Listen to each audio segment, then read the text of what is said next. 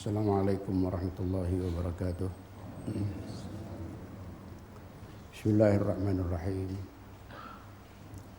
Alhamdulillah wassalatu wassalamu ala Rasulillah wa ala alihi wa sahbihi wa man tabi'ahu wa wala, amma ba'd. Saya mula-mula bersyukur kehadrat Allah Subhanahu wa taala karena dapat meluangkan masa dengan izin Allah buat pertama kali di daerah Tutung, di Masjid Kampung Karyam ini. Mudah-mudahan dengan izin Allah Ta'ala juga akan dapat lagi di masjid-masjid yang lain dalam daerah yang sama.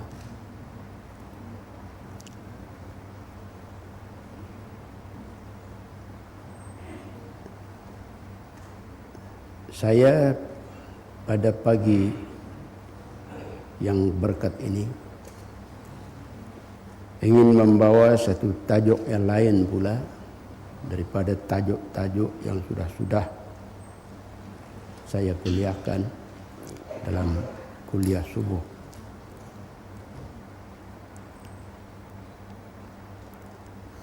Tajuk yang akan saya perkatakan ialah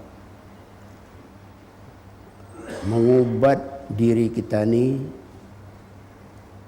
yang takutkan masa depan. Satu penyakit yang boleh menggugat dan malah mengacau bilaukan kehidupan seseorang ialah bila mana orang itu takutkan masa depannya.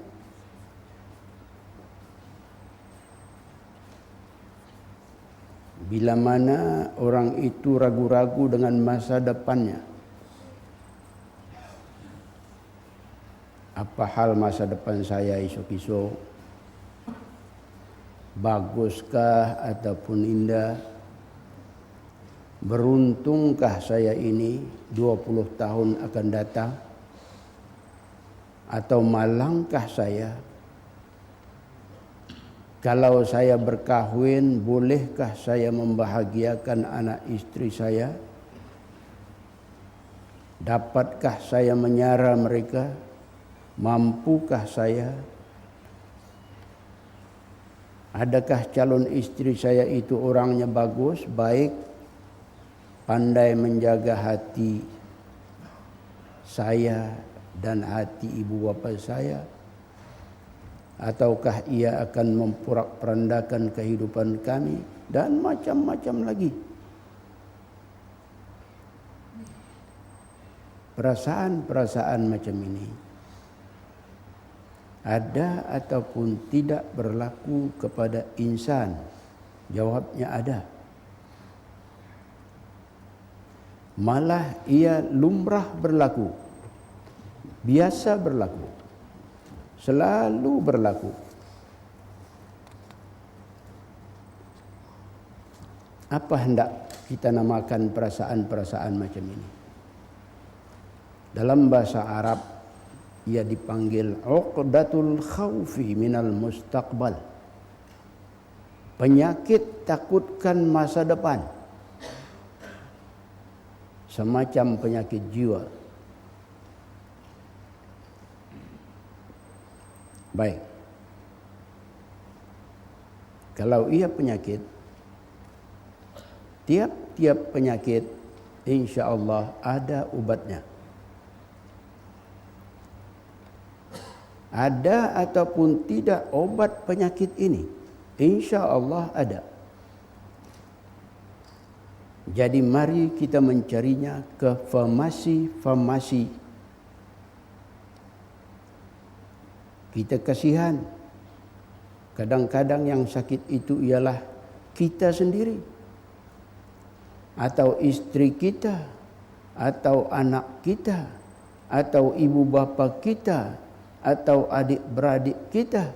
Atau rakan tolan kita. Atau masyarakat kita. Jadi mari Mari pada pagi ini jangan kita biarkan penyakit itu. Mari kita bersegera mencari obatnya ke farmasi-farmasi yang ada. Tetapi berkata ulama, Tuan carilah kemanapun, Tuan tidak akan mendapat obat penyakit ini.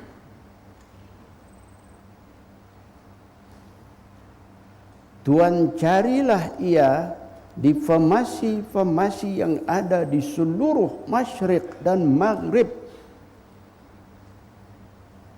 Pasti Tuan tidak akan menjumpai obat ini. Kecuali cuma satu saja farmasi. Satu-satunya farmasi yang ada menyimpan dan terdapat obat ini ialah farmasi yang ada bertulis di atas pintunya, Bismillahirrahmanirrahim, wa nunazzilu minal Qur'ani ma huwa shifaa'un wa rahmatun lil mu'minin. Dan kami turunkan Al-Quran itu ayat-ayat yang menjadi obat penawar serta rahmat bagi orang-orang yang beriman. Di sini saja Tuan boleh dapatkan obat itu. Obat takutkan masa depan. Obat penyakit khaufun minal mustaqbal. Penyakit takutkan masa depan. Penyakit risaukan masa depan.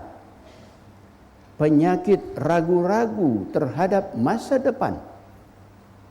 Penyakit tidak yakin atau hilang keyakinan. Penyakit semangat rapuh. Penyakit sikap tidak tegas. Penyakit ikut angin. Penyakit angan-angan. Dan macam-macam lagi ianya boleh dinamakan.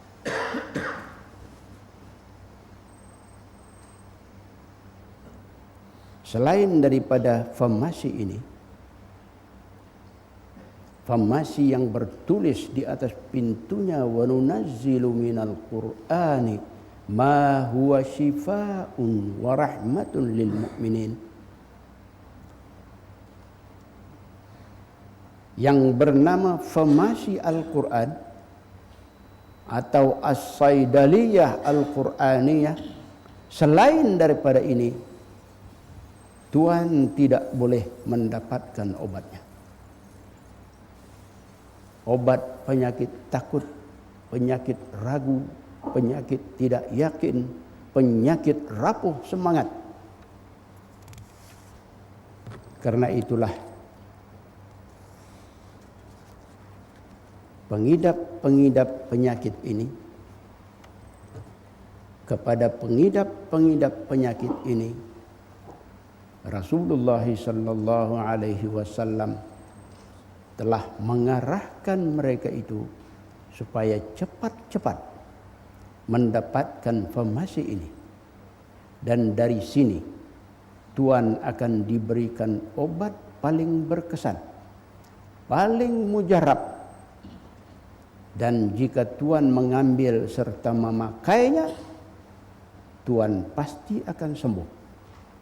Penyakit takut Tuan, penyakit ragu Tuan, penyakit tidak yakin Tuan, penyakit rapuh semangat Tuan akan sembuh karena berkatnya obat ini. Mengapa begitu mujarab obat ini? Mengapa begitu mujarab? Kalau obat-obat lain itu dalam tahap cuba-cuba lagi. Ini tidak. Tidak ada cuba-cuba. InsyaAllah ia pasti mujarab. Karena apa? Karena obat ini datangnya daripada pakar paling pakar.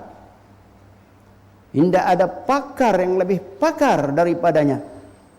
Yang berkata Nabi Ibrahim alaihi salam tentang kepakaran pakar ini dalam surah Asy-Syu'ara ayat 80. Wa idza maridtu fahuwa yashfin. Kalau saya sakit, kata Nabi Ibrahim, maka dialah yang menyembuhkanku. Pakar yang paling pakar inilah Nabi Ibrahim yang menyembuhkanku kalau aku sakit. Siapa dia? Dia itulah yang maha pakar, Allah Subhanahu wa ta'ala. Apakah dia obat yang hebat ini? Mana dia? Inilah dia.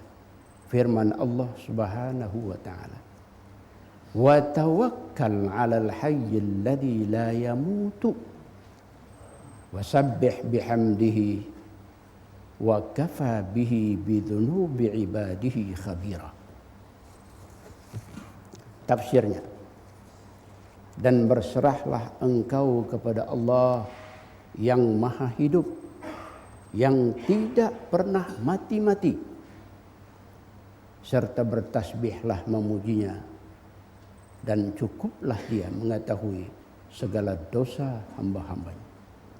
Ini dia penawar takut itu, pengobat takut itu, penawar ragu-ragu, penawar semangat rapuh, penawar keyakinan lemah. Inilah dia. Ini dia saudara. Ini obatnya. Usah cari ia di mana-mana, saudara tidak akan menjumpainya. Tetapi inilah dia, hanya inilah dia satu-satunya obat itu. Mari kita melihat dua contoh indah yang dapat dihubungkan dengan perkara ini. Satu contoh ialah peristiwa Nabi Musa alaihissalam dengan Fir'aun. Dan contoh kedua, Nabi kita Sayyidina Muhammad sallallahu alaihi wasallam dengan orang-orang kafir Quraisy.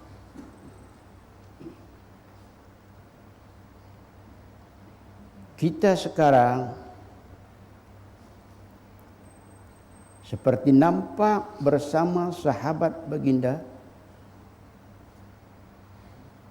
kita seperti nampak Nabi kita Sayyidina Muhammad sallallahu alaihi wasallam bersama sahabat baginda Sayyidina Abu Bakr As-Siddiq di dalam gua Thur. Gua yang betul-betul hanya boleh menampung untuk 2 orang saja.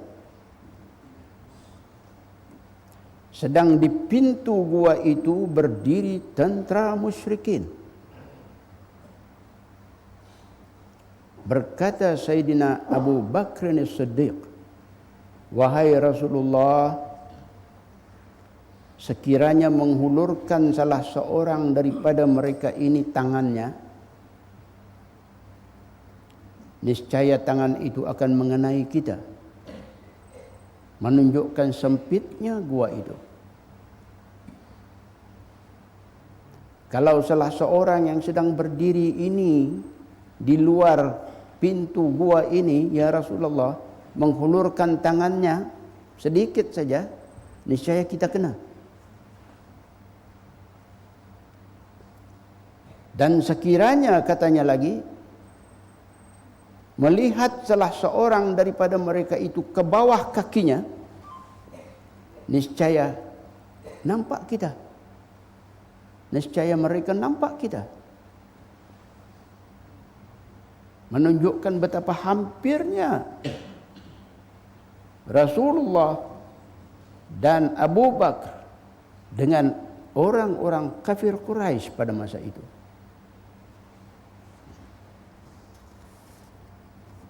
Begitu genting keadaan. Karena itu sampai Sayyidina Abu Bakr As-Siddiq menangis. dia menangis. Nabi sallallahu alaihi wasallam berbisik bertanya, apakah yang menyebabkan engkau menangis wahai Abu Bakar?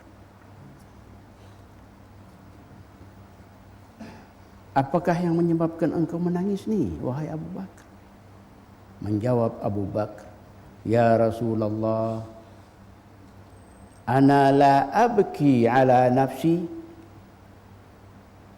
fa ana idza muttu fa innama ana fardun ka baqiyatin nas innama abki ya Rasulullah khaufan alayka anta ya Habiballah li'annaka idza muttal yawm halakatil ummah jami'an min ba'dik. Maksudnya, wahai Rasulullah, saya bukan menangis karena diri saya. Saya apabila mati hanyalah saya seorang saja. Seperti juga lain-lain orang. Sesungguhnya saya menangis adalah karena takutkan diri Tuhan, wahai kekasih Allah. Karena kalau Tuhan mati hari ini, niscaya hancurlah ummah seluruhnya selepas Tuhan. Mendengar itu Rasulullah sallallahu alaihi wasallam bersabda, "Ma dhannuka bithnaini Allahu thalithuhuma. La tahzan, la tahzan. Innallaha ma'ana." Apa yang engkau sangkakan kita cuma dua sahaja wahai Abu Bakar? Sebenarnya Allah adalah yang ketiga. Oleh itu wahai Abu Bakar, jangan engkau berduka cita. Jangan engkau berduka cita. Sesungguhnya Allah adalah bersama-sama dengan kita. Innallaha ma'ana, bersama-sama dengan kita. Allah adalah bersama-sama dengan kita. Kita bukan berdua wahai Abu Bakar, tetapi kita bertiga. Allah adalah orang yang ketiga. Karena itu jangan berduka cita. Jangan duka cita. Jadi jika sudah demikian halnya, maka wa tawakkal 'alal hayyil ladzi la yamut. Berserahlah, serahkanlah diri bulat-bulat kepada Allah, siapa yang maha hidup, yang tidak pernah mati-mati. Ini obat itu, saudara. Ini dia obat itu. Sayyidina Abu Bakar yang sedikit risau, sedikit gelisah, sedikit takut, lalu terobat dengan obat yang diunjuk oleh Nabi sallallahu alaihi wasallam berupa la tahzan innallaha ma'ana. Ma'ana, jangan duka cita wahai Abu Bakar, jangan risau, jangan takut, sesungguhnya Allah adalah bersama-sama dengan kita. Lantaran itu, ayo mari wa tawakkal 'alal hayyil ladzi la yamut. Mari kita bertawakal, berserah bulat-bulat kepada siapa yang maha hidup, yang tidak pernah mati-mati. Jadi di sini obat itu apa? Obat itu ialah Allah. Obat itu ialah ingatan kepada Allah. Obat itu ialah iman kepada Allah.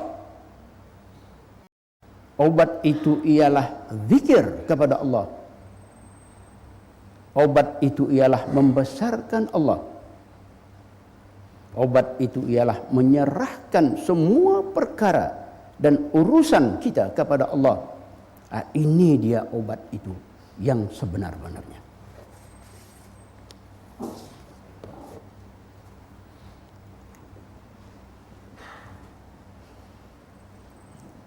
Sekarang,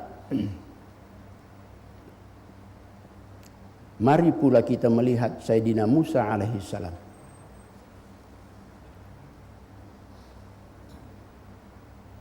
Baginda itu sedang berdiri di tepi laut bersama-sama dengan pengikut-pengikut baginda. Sedang di belakang mereka pula ialah Fir'aun dan tentara-tentaranya sedang mengejar mereka. Sekarang tidak ada lagi arah, tidak ada lagi jalan lain untuk lari, melainkan di hadapan hanya ada satu, yaitu laut yang terbentang luas. Tidak ada bahtera, tidak ada kapal untuk dinaiki bagi menyelamatkan diri, tidak ada. Sedang Fir'aun dan tentara-tentaranya kian mendekat dan mendekat, sehingga sebagaimana Allah berfirman, falamma tara al-jam'ani qala ashabu Musa inna lamudrakun qala kalla inna ma'iya rabbi sayahdin. Tafsirnya, setelah kedua-dua kumpulan Nabi Musa alaihi salam dengan pengikut-pengikut baginda dan kumpulan Fir'aun dengan tentara-tentaranya nampak antara satu sama lain, yakni berhadap-hadapan, berkatalah pengikut-pengikut Nabi Musa, sesungguhnya kita akan ditawan, inna lamudrakun, sesungguhnya kita akan ditawan. Menjawab Nabi Musa, tidak, kalla, jangan fikir akan berlaku demikian. Sesungguhnya bersama-sama aku ialah Tuhanku, dia akan menunjuk jalan kepadaku. Kalla inna ma'iya rabbi sayahdin. Coba kita perhatikan di sini saudara. Perhatikan dengan saksama dan sehalus-halusnya. Dua ungkapan berbeda.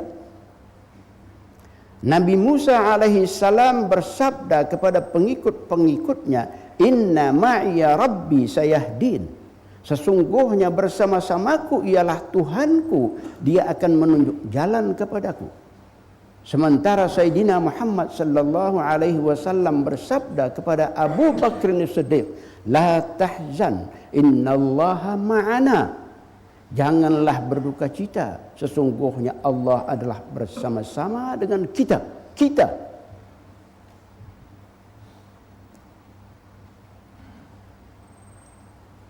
Nabi Musa berkata, Allah bersama-samaku,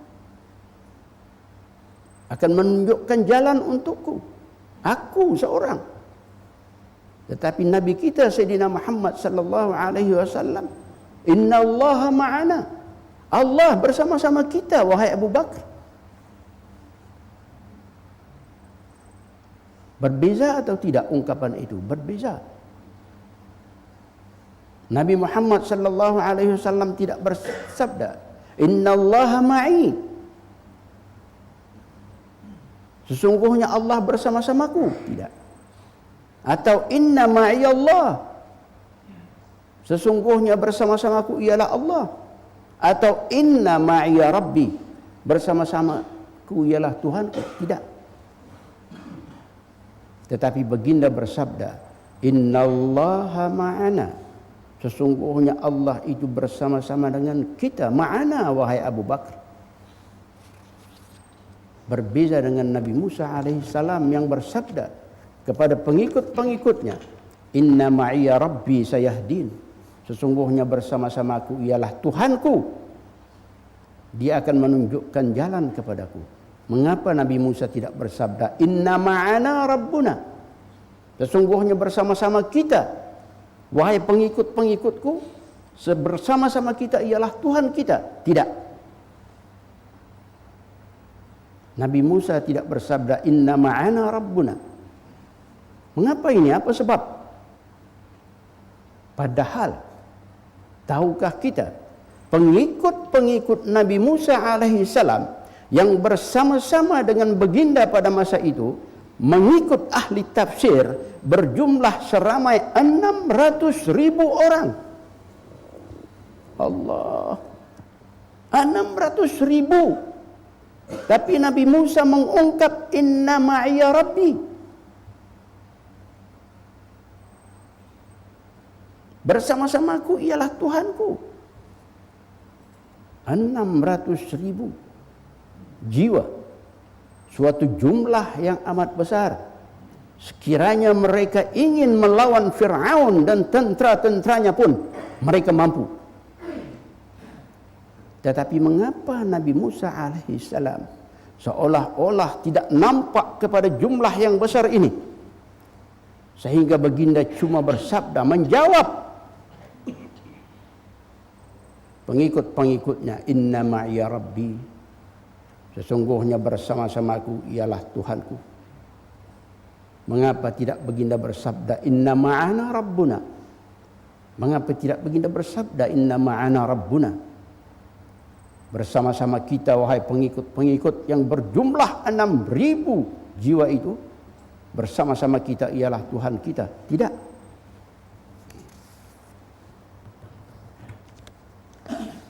Berbeda dengan Nabi Muhammad sallallahu alaihi wasallam. Cuma dengan Abu Bakar seorang sahaja pun baginda menggunakan ungkapan innallaha ma'ana, sesungguhnya Allah bersama-sama dengan kita. Tetapi Nabi Musa yang bersama-sama 600.000 orang menggunakan ungkapan inna ma'iya rabbi, bersama-sama saya adalah Tuhan saya. Mengapa ini saudara? Apa sebab? Kerana di dalam perkara keyakinan, dalam perkara keimanan, Nabi Musa alaihi salam masih merasa keseorangan, masih merasa bersendirian, di mana pengikut-pengikut baginda belum lagi betul-betul mengenali Allah. Kerana jika mereka mengenali Allah, tidaklah mereka akan berkata kepada Nabi Musa, inna lamudrakun, sesungguhnya habislah kita wahai Musa, kita akan ditawan oleh Fir'aun dan askar-askarnya. Kalau orang beriman, ia nak bercakap macam itu. Pengikut-pengikut Nabi Musa yang berjumlah 600.000 orang itu, Nabi Musa tahu, paham bahawa mereka ini hanya baru melihat benda. Apa benda yang mereka lihat? Iaitulah Fir'aun yang angkuh dan askar-askarnya yang gagah-gagah. Itu saja. Karena itulah mereka berkata, inna lamudrakun, habislah kita semua, termasuk juga Tuhan wahai Musa, akan ditawan oleh musuh yang gagah perkasa ini. Sehingga Nabi Musa menjawab tanpa melibatkan mereka, kalla, tidak, kata Nabi Musa, tidak, inna ma'iya rabbi sayahdin, sesungguhnya bersama-samaku adalah Tuhanku. Dia akan sentiasa menyertaiku dengan memberikan pertolongan dan pemeliharaannya. Dialah juga yang akan menunjukkan kepadaku jalan. Nabi Musa alaihissalam benar. Dia benar dalam perkara ini.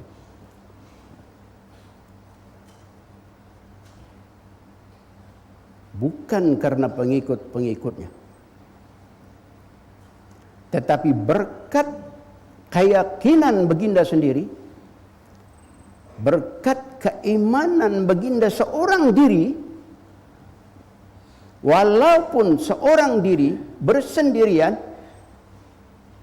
dia yakin Allah bersama-samanya, maka berkat yakin baginda itu Allah menolongnya.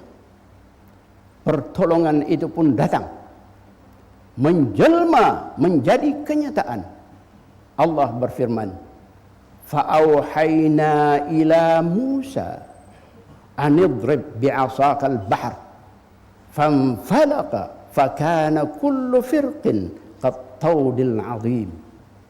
Tafsirnya, lalu kami, yakni Allah, wahyukan kepada Musa, pukullah laut itu dengan tongkatmu wahai Musa. Maka terbelahlah laut itu kepada beberapa bahagian. Jadilah air tiap-tiap bahagian yang terbelah itu terangkat. Air terangkat seperti gunung-gunung yang besar. Dengan itu dapatlah Nabi Musa dan pengikut-pengikut baginda juga menyeberangi laut yang sudah terbelah jadi daratan itu. Mereka sampai di seberang dengan selamat. Firman Allah Ta'ala, wa anjayna Musa wa man ma'ahu ajma'in. Kami selamatkan Nabi Musa dan siapa yang bersama-sama dengannya. Manakala Fir'aun dan tentera-tenteranya pula terus mengejar, terus menguyung, menghambat dengan menggunakan jalan yang sama. Semen turut sama jalan yang dilalui oleh Nabi Musa dan pengikut-pengikutnya di laut yang terbelah. Mereka mengejar Nabi Musa menggunakan jalan yang sama di atas laut yang terbelah jadi daratan. Tetapi apabila mereka baru setengah jalan, Allah memerintahkan laut yang kering itu bertukar semula menjadi air. Lalu jadilah ia laut semula, laut yang bergelora. Laut ini menelan sekalian tentera dan pengikut-pengikut Fir'aun. Firman Allah Ta'ala, thumma aghraqnal akharin. Kemudian kami tenggelamkan mereka yang mengejar itu.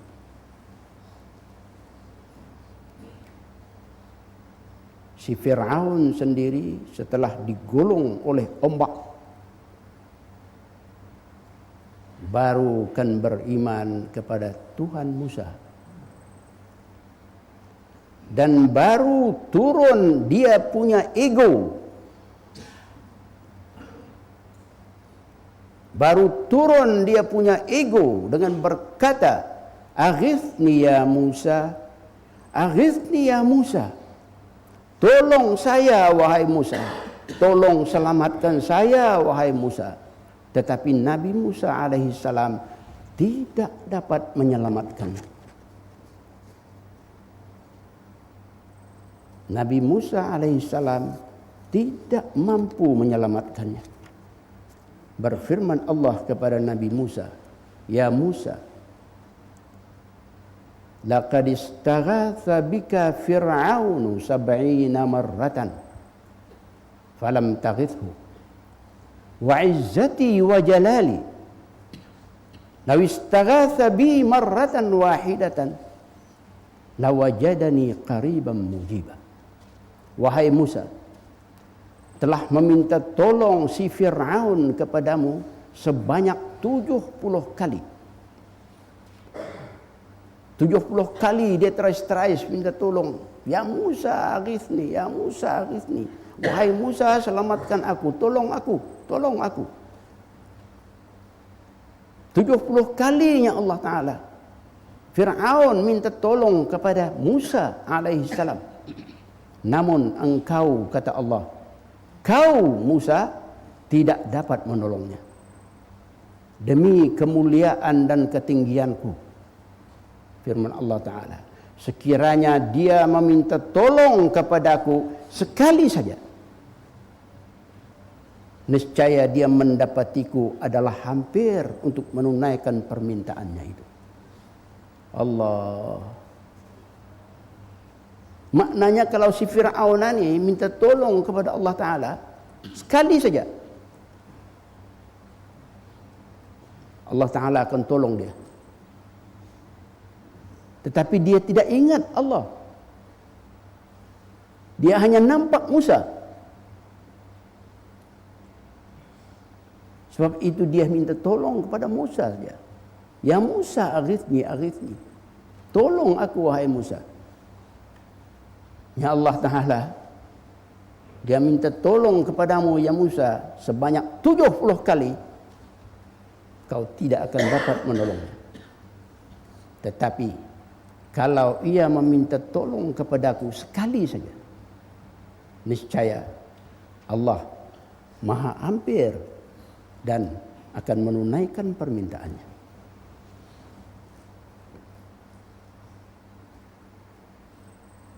Sebab itu idza sa'alta fas'alillah. Kalau Tuhan meminta-mintalah kepada Allah. Wa idza ista'anta fasta'in billah. Kalau Tuhan meminta tolong, minta tolonglah kepada Allah.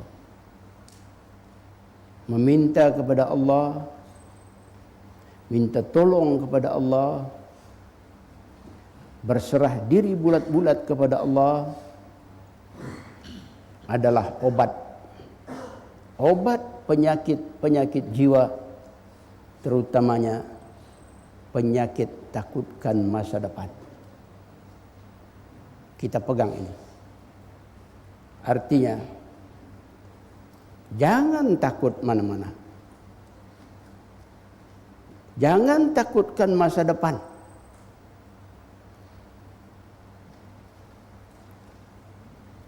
Serahkan kepada Allah semuanya. Cuma ada satu jenis takut. Ini tidak payah diobat. Ada satu jenis takut, ini jangan diobat. Apa dia jenis takut yang tidak payah kita diobat? Takut kepada azab Allah. Takut yang satu ini biar dia subur, biar dia subur, biar dia hidup, biar dia segar sepanjang hayat kita. Jangan obat dia. Selain daripada itu, kita obat.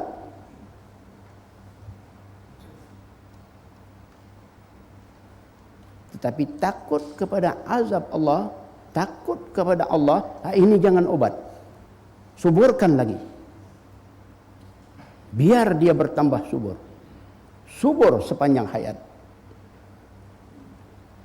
At-Tirmidzi rahimahullah, seorang periwayat hadis di antara periwayat hadis sahih, yaitu At-Tirmidzi rahimahullah. Dia bermimpi Rasulullah sallallahu alaihi wasallam. Dia bermimpi bertemu dengan Rasulullah sallallahu alaihi wasallam. Mimpi kepada Nabi adalah mimpi benar. Ada kelebihan orang yang mimpikan Nabi. Sebab Nabi tidak boleh diserupai oleh syaitan. Kalau kita mimpi Nabi.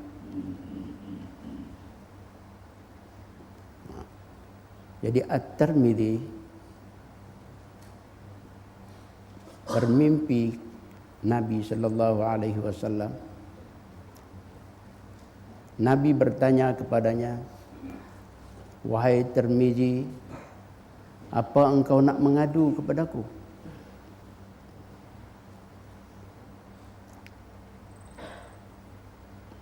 Maknanya Nabi buka pintu. Dia nak memberi petunjuk, nak memberi jalan, nak memberi pengajaran. Apa engkau nak mengadu kepadaku, wahai Tirmidzi?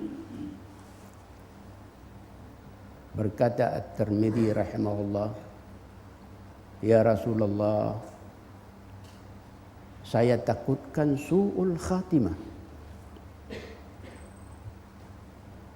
Saya takut kesudahan hidup saya akan mati dalam su'ul khatimah. Lawan su'ul khatimah, husnul khatimah. Mati dalam iman. Su'ul khatimah, mati di luar iman. Ini saya takut, wahai Rasulullah. Ini yang saya nak mengadu kepada Rasulullah. Ini saja. Itu saja, kata Allah. Kata Rasulullah. Ya, ini saja. Saya takut kesudahan hidup saya akan mati dalam su'ul khatimah. Wal'azubillah. Saya takut ini, wahai Rasulullah. Itu saja yang saya mengadu kepada Tuhan. Bersabda Rasulullah sallallahu alaihi wasallam, ya Tirmidzi, akthir biqauli ya hayyu ya qayyum birahmatika astaghith. Perkataan astaghith, Fir'aun pun menggunakan tadi kepada Nabi Musa.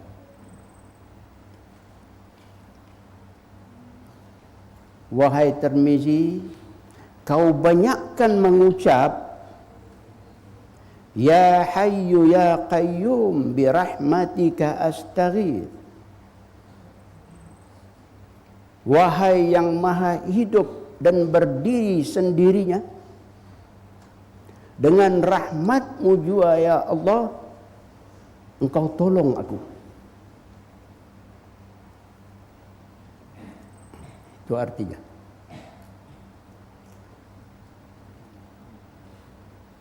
Tirmizi takut su'ul khatimah mendatanginya.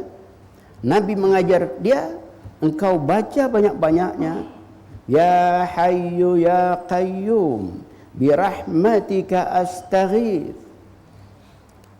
Wahai yang maha hidup, yang berdiri sendirinya, dengan rahmatmu aku meminta tolong.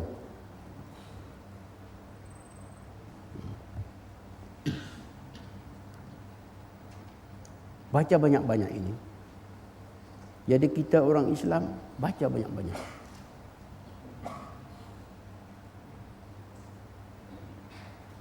Insya Allah apa yang diajar oleh baginda Rasulullah sallallahu alaihi wasallam ini kepada At-Tirmidzi kita akan dapat, insya Allah. Ini takut macam At-Tirmidzi ini jangan bunuh. Ini takut terpuji sebab ia berkaitan dengan Allah, berkaitan dengan azab Allah. Kita takut kepada azab Allah. Orang mati dalam su'ul khatimah, wal'iyazubillah, neraka. Allah. Ini takut macam ini jangan bunuh. Biar dia subur. Biar dia kembang. Biar dia rindang. Nabi sallallahu alaihi wasallam menangis apabila bapa saudaranya Abu Talib nak meninggal. Dia datang, dia talqin, dia ajar, mengucaplah, wahai bapa, suruh mengucap. Tetapi Allah punya kehendak, hendak kita ni tahu apa hikmahnya. Bapa saudaranya meninggal begitu saja. Nabi menangis. Turun ayat Allah Subhanahu wa taala. Innaka la tahdi man ahbabta walakinna Allah yahdi man yasha. Engkau tidak dapat memberi petunjuk kepada orang yang engkau suka, wahai Muhammad. Tak dapat. Tetapi yang memberi petunjuk ialah Allah terhadap siapa yang Ia kehendaki. Mengapa Nabi menangis? Nabi takutkan akhirat.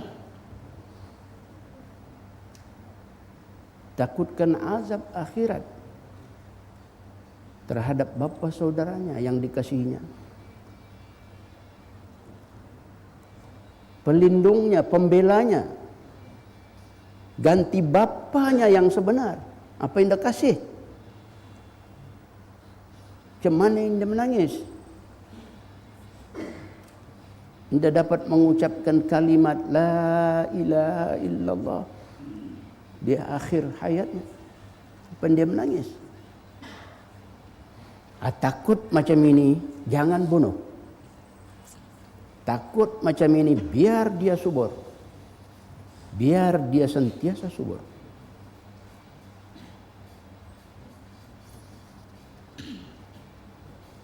Al-Imam Ahmad ibn Hanbal rahimahullah, bila dia sakit nak meninggal dunia, datanglah murid-muridnya,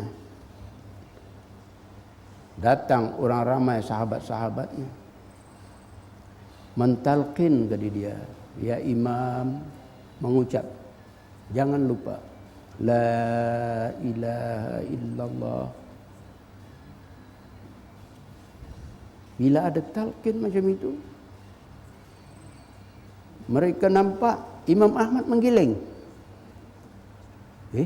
Apa?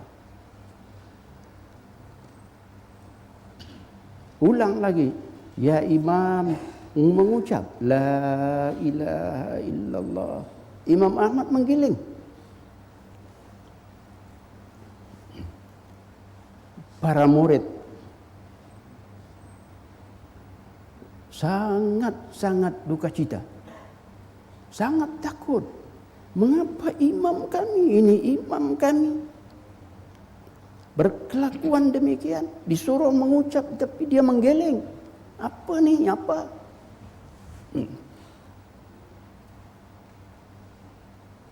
Imam Ahmad masa itu dalam sakaratul maut.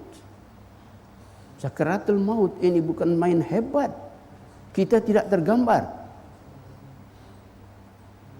Lepasnya menggeleng, dia pingsan. Pingsan.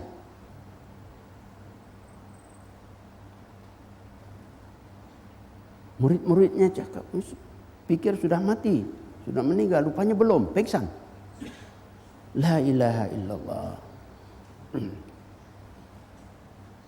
Allah punya kehendak, dia pulih balik. Dari pingsannya, dia pulih balik. Dia waras balik.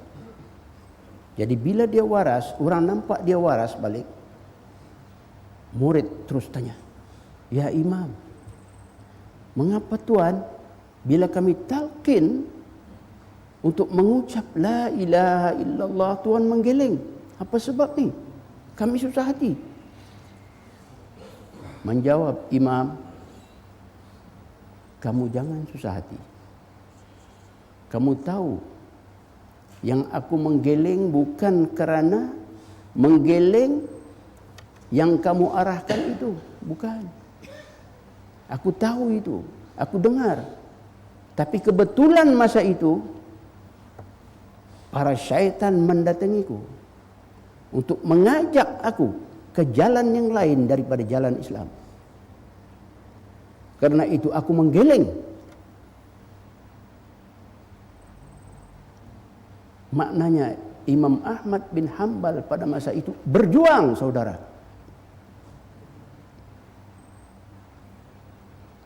Perjuangan besar, perjuangan hebat yang ditempuh oleh Imam Ahmad. Berjuang melawan syaitan-syaitan.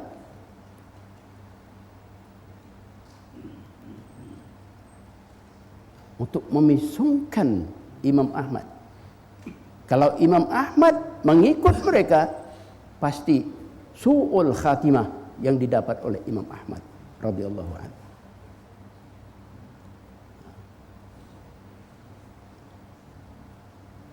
Karena itu mari kita hayati ajaran Rasulullah sallallahu alaihi wasallam kepada Imam At-Tirmidzi rahimahullah untuk mengucap banyak-banyak Ya Hayyu Ya Qayyum birahmatika astaghits Ya Hayyu Ya Qayyum birahmatika astaghits. Insyaallah kita akan selamat daripada su'ul khatimah insyaallah. Wallahu alam bissawab.